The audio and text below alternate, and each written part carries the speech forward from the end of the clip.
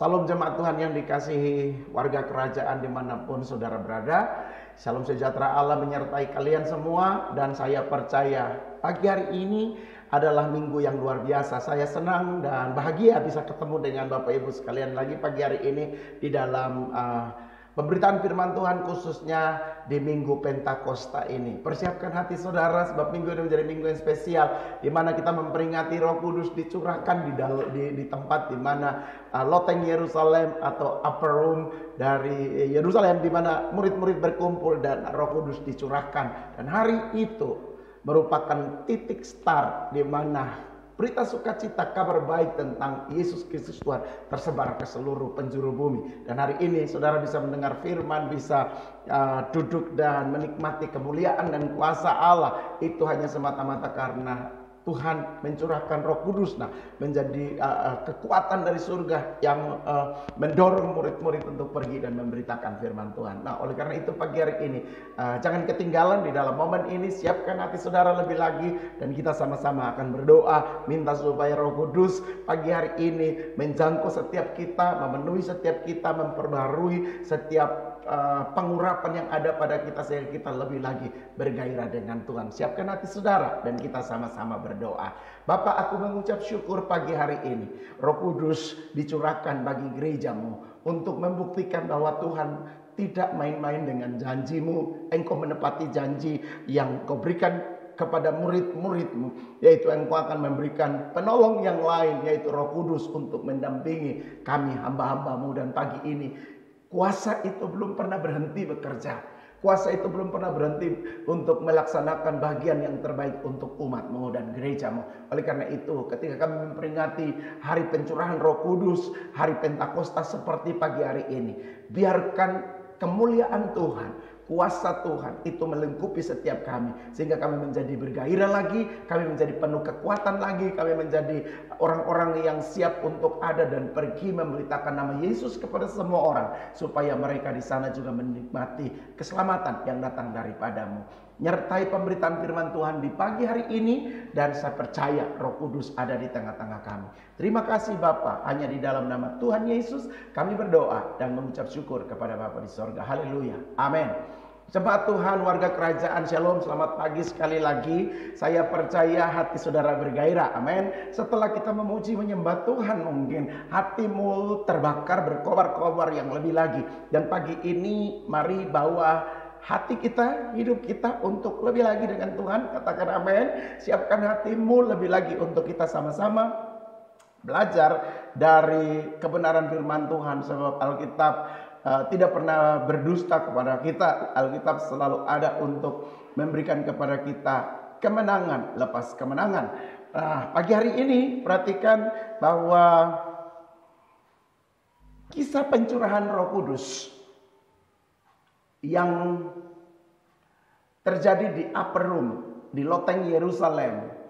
Alkitab berkata bahwa setelah murid-murid itu menyaksikan Tuhan Yesus terangkat ke sorga, dan dia memberkati mereka, dan Alkitab berkata mereka pulang dengan sukacita, dan mereka berkumpul di bait Allah. Dan tiap-tiap hari Alkitab berkata mereka penuh sukacita menanti janji Tuhan yang diberikan oleh Tuhan Yesus kepada murid-muridnya. Nah, oleh karena itu pagi hari ini kita akan sama-sama membaca dulu dari Kisah Para Rasul pasal yang kedua. Perhatikan Kisah Para Rasul pasal yang kedua, ayat yang pertama hingga ayat yang ke-13. Alkitab berkata seperti ini. Pentakosta, ketika tiba hari Pentakosta, semua orang percaya berkumpul di satu tempat. Tiba-tiba turunlah dari langit suatu bunyi seperti tiupan angin keras yang memenuhi seluruh rumah di mana mereka duduk. Dan tampaklah kepada mereka lidah-lidah seperti nyala api yang bertebaran dan hinggap pada mereka masing-masing.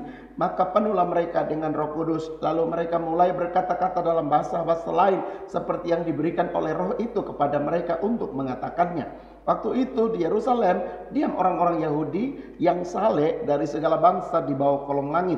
Ketika turun bunyi itu, berkerumunlah orang banyak.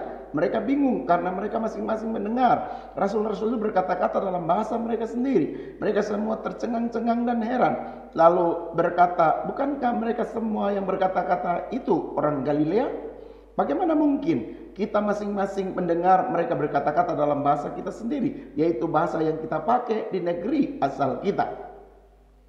Kita orang Pertia, Media, Elam, penduduk Mesopotamia, Yudea dan Kapadokia, Pontus dan Asia, Frigia dan Pamfilia, Mesir dan daerah-daerah Libya yang berdekatan dengan Kirene, pendatang-pendatang dari Roma.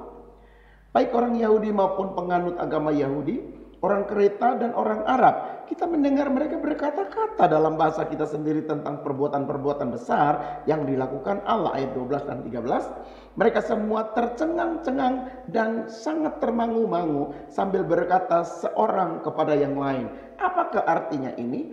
Tapi orang lain menyindir, mereka sedang mabuk oleh anggur manis.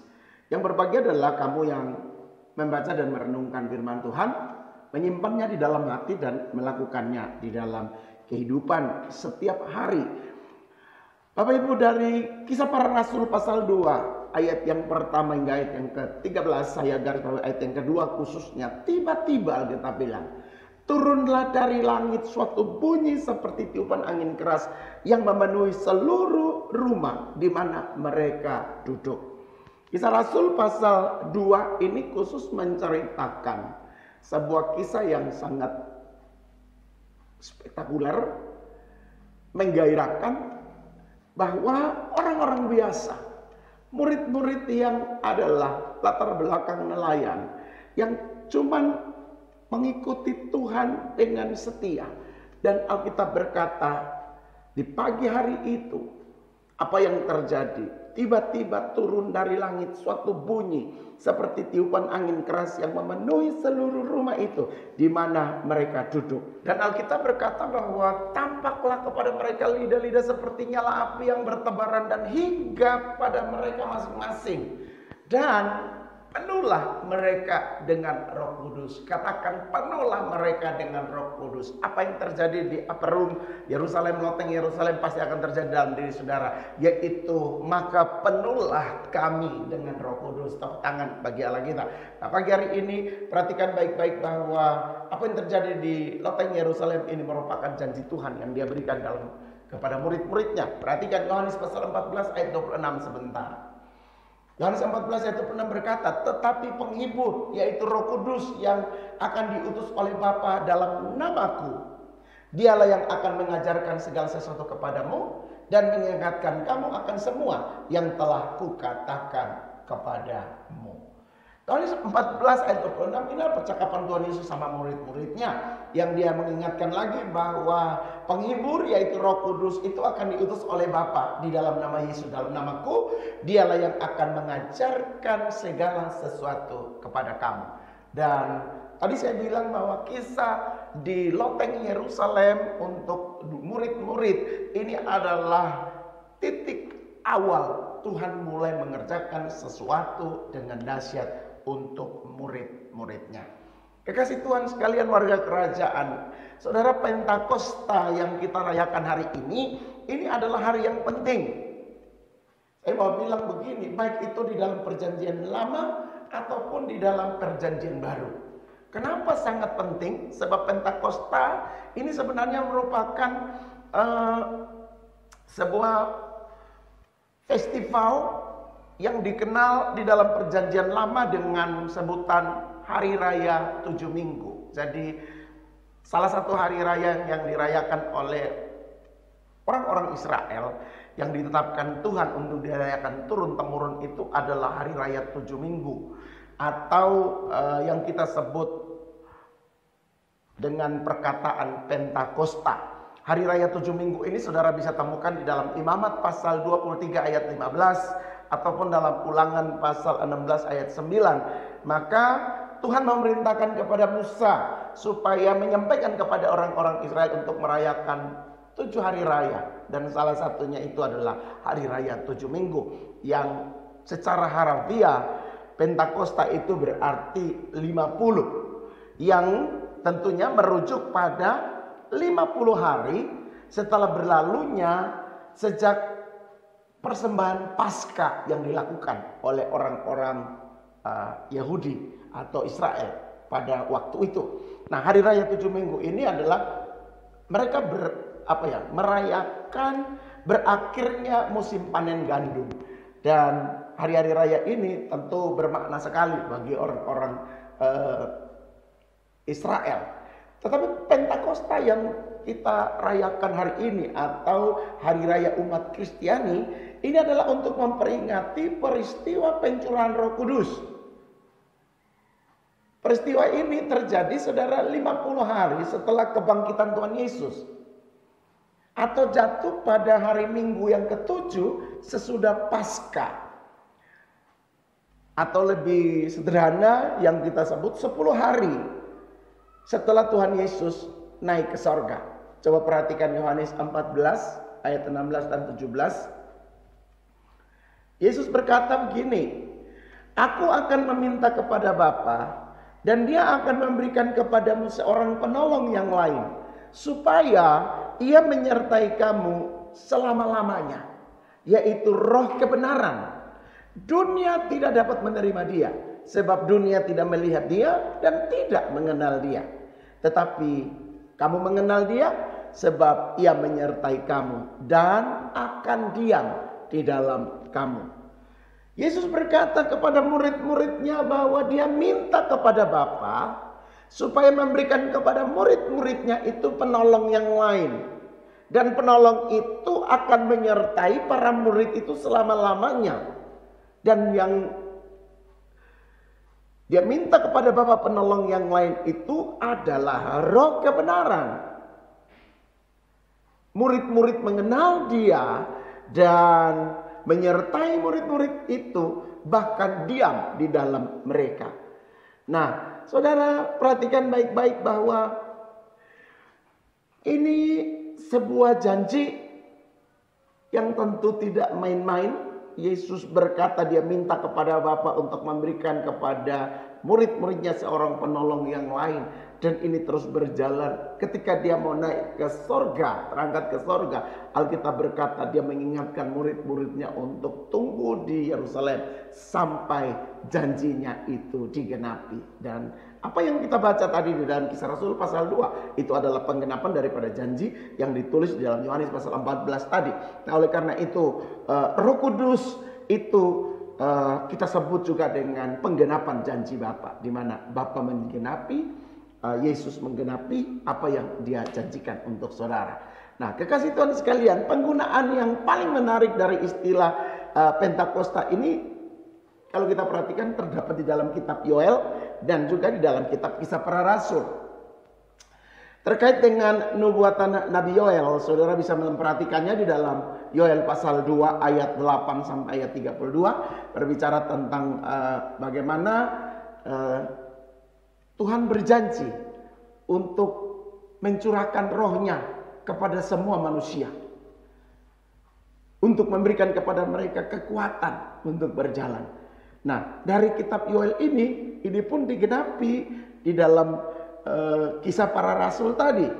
Nah, Pentakosta ini menandakan awal dari zaman pergerakan gereja yang luar biasa. Saya mulai dari sini supaya saudara punya pengertian dasar tentang Pentakosta itu terus saya ulangi di tiap perayaan seperti ini untuk supaya kita mengingat kembali kronologis penggenapan daripada nubuatan yang terjadi di dalam firman Tuhan.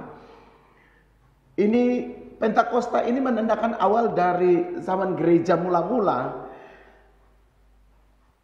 Sebelum kenaikan Tuhan Yesus ke surga, Yesus sendiri menjanjikan peristiwa ini. Jadi saudara perhatikan baik-baik bahwa kisah tentang Tuhan mencurahkan Roh Kudus, tentang Roh Kudus yang tercurah kepada murid-murid di loteng Yerusalem, ini adalah penggenapan dari janji Tuhan atau nubuatan Nabi Yoel di dalam kehidupan murid-muridnya. Yang kita mau pelajari pada pagi hari ini adalah apa sih sebenarnya tujuan Roh Kudus dicurahkan di tengah-tengah umatnya? Kita mesti mengerti dulu tujuannya, sehingga dari tujuan itu kita nangkap dan kita tenggelam di dalamnya sehingga kita mengalaminya. Dan apa yang dialami oleh murid-murid di loteng Yerusalem itu juga dialami oleh kekasih Tuhan. Jadi apa sih tujuan Roh Kudus dicurahkan di tengah-tengah murid-murid atau untuk gereja Tuhan? Perhatikan Yohanes pasal 16 ayat 8 hingga ayat yang ke-11. Poin yang pertama, tujuan Roh Kudus dicurahkan bagi umatnya adalah untuk menginsafkan dunia dari dosa, kebenaran, dan penghakiman. Menginsafkan dunia dari dosa, kebenaran, dan penghakiman. Coba perhatikan Yohanes pasal 16 ayat 8 hingga ayat yang ke-11. Demikian bunyi firman Tuhan, dan kalau ia datang, ia akan menginsafkan dunia akan dosa, kebenaran, dan penghakiman. Akan dosa karena mereka tetap tidak percaya kepadaku. Akan kebenaran karena aku pergi kepada Bapa dan kamu tidak melihat aku lagi. Dan akan penghakiman karena penguasa dunia ini telah dihukum. Sehingga kita mengerti sekarang bahwa tujuan pertama Roh Kudus dicurahkan bagi umatnya adalah menginsafkan dunia dari dosa. Tadi kita baca dia katakan dari dosa karena mereka tetap tidak percaya kepada Yesus. Ada banyak orang yang mengeraskan hatinya. Dan yang hanya bisa bikin orang itu menjadi percaya kepada Yesus itu adalah karya Roh Kudus. Oleh karena itu betapa pentingnya Roh Kudus itu harus ada di dalam saudara. Sehingga ketika kita menginjil, ketika kita memberitakan firman kepada siapapun, hati mereka menjadi terbakar, tersentuh, dan mereka buka diri untuk terima Yesus jadi Tuhan dan Juru Selamat. Sehingga perhatikan baik-baik bahwa Roh Kudus dicurahkan untuk menginsafkan manusia, dunia dari dosa, dan juga kebenaran, sebab kebenaran itu adalah dia sudah naik ke sorga dan menyediakan tempat bagi saudara. Akan penghakiman karena dunia ini, penguasa dunia ini telah dihukum. Jadi ini yang penting. Yang pertama saudara lihat bahwa Roh Kudus dicurahkan untuk menginsafkan dunia dari dosa. Tujuan yang kedua Roh Kudus dicurahkan adalah untuk memberikan kelahiran baru sebagai tanda hidup baru bagi saudara. Roh Kudus memberikan kelahiran baru kepada saudara dan saya sebagai tanda kita hidup di dalam pembaharuan atau hidup baru di dalam Tuhan. Yohanes pasal 3 ayat 5 hingga 8, perhatikan di sana. Alkitab berkata begini, jika seseorang tidak dilahirkan dari air dan roh, ia tidak dapat masuk ke dalam kerajaan Allah. Apa yang dilahirkan dari daging adalah daging, dan apa yang dilahirkan dari roh adalah roh. Janganlah engkau heran karena aku berkata kepadamu, kamu harus dilahirkan kembali. Angin bertiup kemana ia mau, dan engkau mendengar bunyinya, tapi engkau tidak tahu dari mana ia datang atau kemana ia pergi. Demikianlah halnya dengan tiap-tiap orang yang lahir dari roh. Roh Kudus dicurahkan untuk umatnya adalah supaya memberikan kelahiran baru sebagai tanda hidup baru kepada umat yang Tuhan cintai. Yohanes pasal 3 ini berbicara tentang percakapan Tuhan Yesus dan Nikodemus, bicara tentang lahir baru, dan Yesus memberikan sebuah garisan kepada Nikodemus bahwa jika seorang tidak dilahirkan dari air dan roh, ia tidak dapat masuk dalam kerajaan Allah. Jadi bagi kita yang ingin masuk dalam kerajaan Allah, pastikan engkau telah dilahirkan dari air dan roh. Yang dimaksudkan sini adalah kelahiran baru.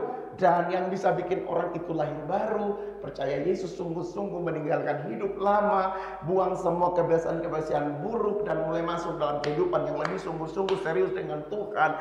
Mulai terbuka pikirannya untuk meresponi firman Tuhan, hidup dalam kebenaran. Itu hanya karya Roh Kudus, saudara. Bukan karena mentor kita, bukan karena pendeta kita, bukan karena pembimbing rohani kita, tapi saya mau bilang Roh Kudus.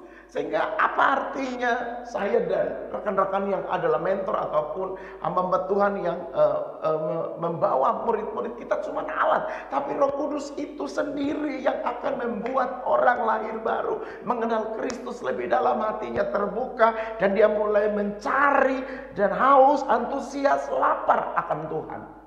Oleh karena itu Poin yang kedua, tujuan Roh Kudus dicurahkan adalah untuk memberikan kelahiran baru bagi saudara dan bagi saya. Kalau hari ini saya bisa hidup dalam kehidupan yang baru, saudara bisa hidup dalam kehidupan yang baru, saya yakin itu bukan karena perbuatan manusia, bukan orang yang menginjil saya, tetapi karena Roh Kudus yang pakai orang tersebut, yang berada dalam orang tersebut, itu yang menjamah saya, menjamah saudara, sehingga kita bertobat sungguh-sungguh, kita hidup di dalam hidup yang baru bersama dengan Tuhan. Yang ketiga, tujuan Roh Kudus dicurahkan adalah untuk memeteraikan orang percaya itu sebagai milik Kristus. Jadi Roh Kudus itu memberikan meterai kepada saudara, tanda kepada saudara bahwa engkau itu adalah kepunyaan Kristus Yesus Tuhan. Tepuk tangan bagi Allah kita. Coba perhatikan Efesus pasal 3 ayat yang pertama. Apa kata firman Tuhan? Di dalam Dia kamu juga, karena kamu telah mendengar firman kebenaran, yaitu Injil keselamatanmu. Di dalam Dia kamu juga, ketika kamu percaya, dimeteraikan dengan Roh Kudus yang dijanjikannya itu.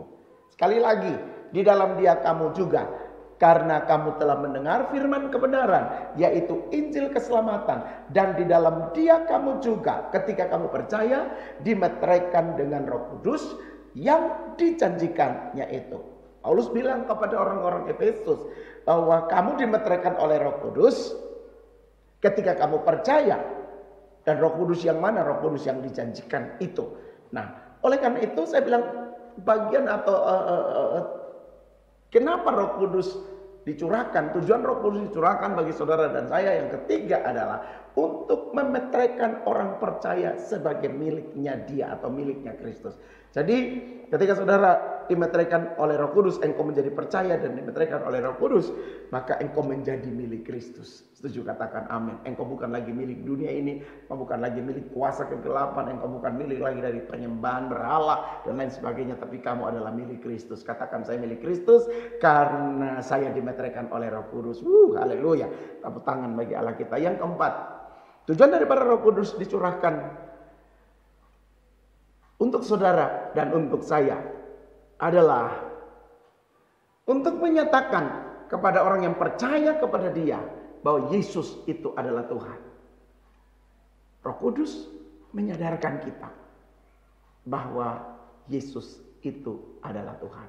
Jadi kenapa fungsi Roh Kudus? Kenapa Roh Kudus mesti dicurahkan? Supaya engkau makin mengerti bahwa Yesus itu bukan anak Yusuf dan Maria saja. Dia bukan manusia biasa, tapi Dia adalah Tuhan bagi saudara dan bagi saya. Lihat Kisah Para Rasul 2 ayat yang ke-36. Jadi seluruh kaum Israel harus tahu dengan pasti bahwa Allah telah membuat Yesus yang kamu salibkan itu menjadi Tuhan dan Kristus. Perhatikan, ini masih khotbah Petrus di pencurahan Roh Kudus. Dia katakan di situ bahwa jadi seluruh kaum Israel harus tahu dengan pasti bahwa Allah yang telah membuat Yesus yang kamu salibkan itu menjadi Tuhan dan Kristus. Saudara, tak seorang pun dapat percaya dan mengakui Yesus sebagai Tuhan dan anak Allah bila dia tidak digerakkan dan dinyatakan oleh Roh Kudus. Betul ya saudara, bahwa tidak ada orang mau percaya dan mengakui Tuhan sebagai Yesus sebagai Tuhan, sebagai anak Allah jika dia tidak digerakkan dan dinyatakan oleh Roh Kudus. Jadi kita pun tidak dapat memaksa orang lain, memaksa seseorang untuk percaya kepada Yesus karena kekuatan kita. Tapi biarkanlah Roh Kudus yang menjamah orang-orang tersebut dan mereka menjadi percaya bahwa Yesus itu adalah anak Allah. Artinya mereka menganggap Yesus itu nabi, mereka menganggap Yesus itu manusia biasa. Tapi kalau Roh Kudus jamah kita, maka Roh Kudus akan menyatakan di dalam diri orang tersebut bahwa Yesus Kristus itu adalah Tuhan dan adalah anak Allah. Oke, satu lagi ya. Kenapa Roh Kudus harus dicurahkan untuk saudara dan saya? Yang kelima adalah untuk mengajarkan kepada saya, kepada saudara, seluruh kebenaran. Jadi mengajarkan seluruh kebenaran. Yohanes 16 ayat 13, perhatikan sebentar. Ia akan memimpin kamu ke dalam seluruh kebenaran, Sebab ia tidak akan berkata-kata dari dirinya sendiri, tetapi segala sesuatu yang didengarnya itu yang akan dikatakannya, dan dia akan memberitahukan kepadamu hal-hal yang akan datang. Untuk mengajarkan segala kebenaran kepada umatnya, Roh Kudus harus dicurahkan untuk saudara. Ia yang memimpin kamu ke dalam seluruh kebenaran. Siapa yang memimpin? Roh Kudus. Dan ia tidak akan berkata-kata dari dirinya sendiri, tetapi segala sesuatu yang didengarnya itulah yang akan dikatakannya, dan ia akan memberitakan kepadamu hal-hal yang akan datang. Kebenaran Tuhan disampaikan melalui Injil atau firman Tuhan, tetapi Injil itu adalah cuma sebuah buku yang masih tertutup bagi banyak orang. Tapi saya mau bilang bahwa itulah kita tidak mengerti tentang kebenaran Injil itu sendiri. Tetapi bagi orang percaya yang sudah lahir baru, firman Tuhan justru menjadi makanan rohani, menjadi kebenaran yang memerdekakan. Nah, namun jika kita sendiri tidak mau mengizinkan Roh Kudus berdiam di dalam kita, saya mau bilang begini, kita tidak akan mengerti kebenaran yang dikandung di dalam Injil tersebut. Jadi untuk kita mengerti, mendapat kewahyuan dari Tuhan waktu saudara baca firman Tuhan, engkau mendapat rema dari dalamnya, mendapat berkat dari dalamnya. Kita membutuhkan Roh Kudus untuk mengajarkan kebenaran tersebut sama kita. Kalau tidak, kita cuma mengerti sebatas berpikir kita cuma mengerti sebatas apa yang tertulis itu yang waktu kita baca, tanpa kita mengerti lebih dalam. Dan saya percaya Roh Kudus akan mengajarkan tiap saudara yang dengan sungguh-sungguh hati ingin mengetahui kebenaran. Dan Roh Kudus akan menjelaskan, memberikan pengertian-pengertian yang lebih dalam kepada saudara dan saya. Roma 8 ayat 9b berkata, tetapi jika orang tidak memiliki Roh Kristus, ia bukan milik Kristus. Oleh karena itu kita perlu mengerti tujuan daripada untuk apa Roh Kudus dicurahkan di tengah-tengah umatnya. Yang pertama, untuk menginsafkan dunia dari dosa, kebenaran, dan penghakiman. Yang kedua, untuk memberikan kelahiran baru sebagai tanda hidup baru. Kemudian yang ketiga, saya bilang tadi, untuk memeteraikan orang percaya sebagai milik Kristus. Yang keempat, Roh Kudus dicurahkan untuk menyatakan bahwa Yesus itu adalah Tuhan, Anak Allah yang hidup. Dan yang kelima, mengajar segala sesuatu kebenaran kepada saudara dan juga kepada saya.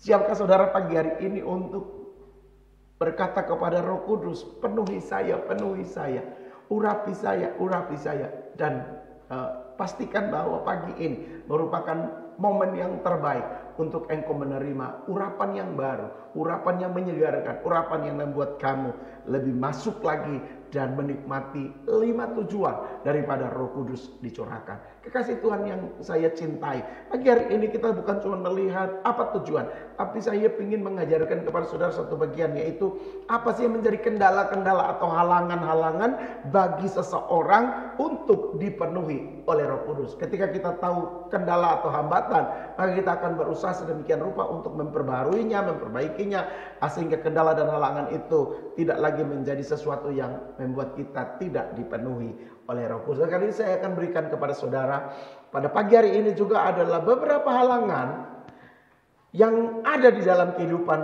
orang-orang percaya sehingga mereka sulit dipenuhi oleh Roh Kudus. Halangan yang pertama saya mau bilang adalah keraguan-raguan. Coba perhatikan Lukas pasal 11 ayat yang ke-9. Lukas pasal 11 ayat yang ke-9, dia katakan, mintalah maka akan diberikan kepadamu. Carilah maka kamu akan mendapatkan. Ketuklah maka pintu akan dibukakan bagimu. Kalau kita baca tentang Lukas 11 ayat 9, lalu kita ketemukan tentang hal kekhawatiran. Dan Tuhan bilang kekhawatiran atau keraguan-raguan itu menjadi sebuah penghalang untuk kita tidak menerima kepenuhan atau pencurahan Roh Kudus itu sendiri. Saudara, kalau kita lihat di Kisah pasal 2 tadi, di ayat-ayat yang terakhir, ayat 12 dan yang ke-13, mereka tercengang-cengang melihat orang-orang Yerusalem itu yang dipenuhi oleh Roh Kudus. Para murid itu mereka bisa berbicara dalam bahasa-bahasa yang lain, Alkitab bilang seperti itu. Dan mereka mulai menjadi bingung, ragu, apa ini yang terjadi ini? Dan beberapa orang yang berkata bahwa mereka sementara mabuk oleh anggur. Perhatikanlah saudara bahwa mereka yang berkata-kata seperti itu adalah mereka yang tidak dipenuhi oleh Roh Kudus. Satu, karena keraguan-raguan, ketidakpercayaan. Oleh karena itu Lukas 11 berkata, mintalah maka kamu akan diberikan, carilah maka kamu akan mendapat, ketuklah maka pintu akan dibukakan. Minta, cari, ketuk ini berbicara tentang sebuah tindakan iman, sebuah tindakan melawan ketidakpercayaan, melawan keraguan-raguan kita untuk kita mendapat jawaban yang luar biasa. Oleh karena itu kendala yang pertama adalah keraguan-raguan. Terkadang di dalam sebuah ibadah orang lagi menikmati pencurahan Roh Kudus luar biasa, kita yang mungkin belum mengalaminya, kita berkata bahwa ini apa-apaan ini. Apa yang sementara Tuhan kerjakan itu menjadi sebuah keraguan di dalam hidup kita. Nah, keraguan-raguan seperti inilah yang menjadi penghalang di mana Roh Kudus tidak dicurahkan untuk saudara dan saya. Halangan yang kedua adalah ketakutan saudara. Takut. Perhatikan Lukas 11 ayat yang ke-13. Jadi, jikalau kamu yang jahat tahu memberi pemberian yang baik kepada anak-anakmu, apalagi Bapamu yang di sorga, Ia akan memberikan Roh Kudus kepada mereka yang meminta kepadanya. Seorang bapa memberi pemberian yang baik kepada anak-anaknya, apalagi Bapa di sorga. Dia memberi Roh Kudus kepada mereka yang meminta. Oleh karena itu minta, jangan takut. Datang kepada Tuhan dan minta. Ketakutan itu adalah sebuah rasa bahwa Tuhan tidak sanggup, Tuhan tidak mampu, Tuhan tidak dapat, sehingga saya tidak mau minta kepadanya. Atau kita takut kalau misalnya Roh Kudus penuhi saya, Roh Kudus saya nanti akan menjadi orang yang mungkin di luar daripada ekspektasi saudara. Ketakutan-ketakutan seperti itulah yang menjadi penutup jalan Roh Kudus memenuhi umat Tuhan. Oleh karena itu jangan pernah takut, datang kepada Tuhan dan minta karena Dia Bapa saudara. Dia bilang, Bapamu yang di sorga akan memberikan Roh Kudus kepada mereka yang meminta kepada. Jadi pada pagi hari ini, jika engkau mau dipenuhi Roh Kudus, minta kepada Bapa, tidak perlu takut. Yang ketiga, penghalang kita dipenuhi oleh Roh Kudus adalah merasa tidak layak, merasa berdosa, merasa kecil, merasa hidup ini nggak layak. Itu yang membuat kita menjadi menutup diri untuk Tuhan melakukan sesuatu bagi saudara. Yesus datang ke dalam dunia ini saudara untuk membuat hubungan antara manusia dengan Allah menjadi lebih baik kembali, menjadi terkoneksi kembali. Nah, oleh karena itu saudara, Dia sudah mengampuni kita. Darahnya sudah dicurahkan dan engkau sudah dikuduskan. Ketika engkau percaya, engkau dikuduskan sama Tuhan. Sehingga rasa tidak layak itu harusnya dibuang jauh-jauh. Setiap pelanggaran dan dosa dibuang jauh-jauh. Itu yang membuat kita menjadi tidak layak. Sebab Tuhan Yesus bilang, mari kepadaku, kamu yang letih, lesu, yang berbeban berat, aku akan memberikan kelegaan kepada. Bukankah Tuhan Yesus membuka tangannya besar-besar, lebar-lebar untuk menerima kedatangan saudara? Oleh karena itu, jangan pernah merasa tidak layak. Datanglah dengan kepala yang terangkat. Percayalah bahwa engkau dilayakkan oleh Tuhan juga berseru, Abba Bapa. Engkau bisa memanggil Dia, ya Abba, ya Bapa. Hati Tuhan sangat mencintai saudara. Dia mau supaya engkau nikmati semua yang menjadi janji Tuhan. Karena jangan merasa tidak layak. Perasaan tidak layak itu menjauhkan kita daripada Tuhan. Oleh karena itu, mari nikmati hal-hal yang luar biasa. 3 penghalang ini adalah keraguan-raguan, ketakutan, dan merasa tidak layak. Oleh karena itu pagi hari ini saudara, perhatikan bahwa Tuhan ingin supaya saudara menikmati kasih dan kebaikan Tuhan. Yang keempat, halangan kita dipenuhi oleh Roh Kudus adalah tidak adanya kasih. Kasih itu mau berkorban, karena itu kita lihat Yesus kita telah mengorbankan dirinya di atas kayu salib. Saudara pun, kita pun, saya pun, saudara pun perlu berkorban untuk Dia. Haleluya. Oleh karena itu, bagian yang paling terakhir setelah kita tahu tujuan Roh Kudus dicurahkan, kita telah melihat kendala-kendalanya. Maka persiapkan diri saudara pagi hari ini menjadi orang yang siap, ready untuk Roh Kudus datang dan memenuhi kamu. Bukankah tadi diajarkan untuk mintalah supaya dia mencurahkan Roh Kudus itu bagi saudara dan saya. Kisah Rasul pasal 2 berkata bahwa mereka setiap hari berkumpul bersama-sama memuji dan memuliakan Tuhan, menunggu janji sampai Tuhan mencurahkan janji tersebut. Nah, perhatikan baik-baik apa yang dikerjakan oleh jemaat mula-mula di Upper Room Latangi Yerusalem. Mereka senantiasa berkumpul berdoa, memuji-muji Tuhan dan memecahkan roti. Ini berbicara tentang sebuah persekutuan. Ini berbicara tentang sebuah fellowship yang dibangun, sebuah kesatuan hati yang dibangun. Dan ketika mereka sementara memuji dan menyembah Tuhan, tiba-tiba turunlah Roh Kudus dan memenuhi mereka. Hal yang sama akan terjadi di dalam diri saudara. Oleh karena itu pagi ini persiapkan hatimu, persiapkan hidupmu untuk lebih dalam dengan Roh Kudus. Tidak ada siapapun yang bisa menolong kamu dan memenuhi kamu selain daripada Roh Kudus itu sendiri.